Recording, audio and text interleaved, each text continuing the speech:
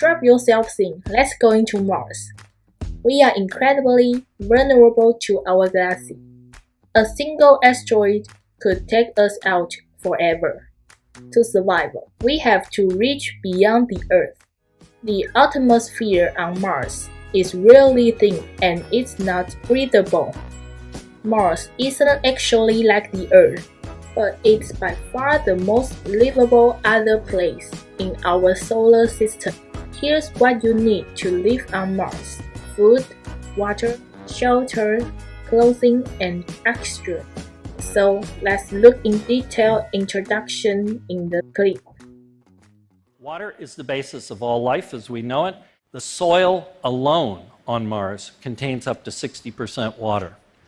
And a number of orbiters that we still have flying around Mars have shown us that lots of craters on Mars have a sheet of water ice in them.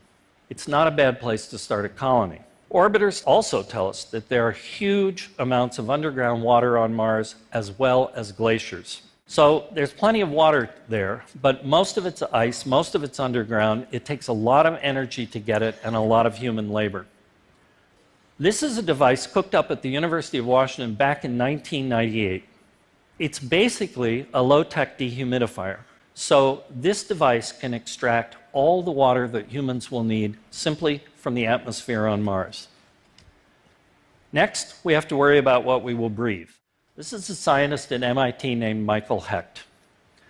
And he's developed this machine, MOXIE. I love this thing. It's a reverse fuel cell, essentially, that sucks in the Martian atmosphere and pumps out oxygen.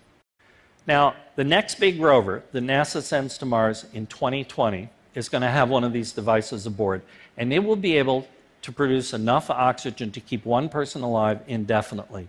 Well, we'll use hydroponics to grow food, but we're not going to be able to grow more than 15 to 20% of our food there. In the meantime, most of our food will arrive from Earth, and it will be dried. And then we need some shelter. At first, we can use inflatable pressurized buildings as well as the landers themselves. But this really only works during the daytime. There is too much solar radiation and too much radiation from cosmic rays. So we really have to go underground. Now, it turns out that the soil on Mars, by and large, is perfect for making bricks. Or we may choose to live underground in caves or in lava tubes. And finally, there's clothing. On Mars, there's hardly any atmospheric pressure. So Davin Newman has created this sleek spacesuit. It will keep us together, block radiation, and keep us warm.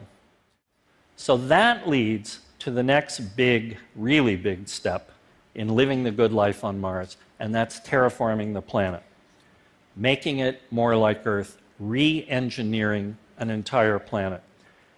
That sounds like a lot of hubris, but the truth is that the technology to do everything I'm about to tell you already exists. That probably sounds like science fiction. Humans will live on Mars.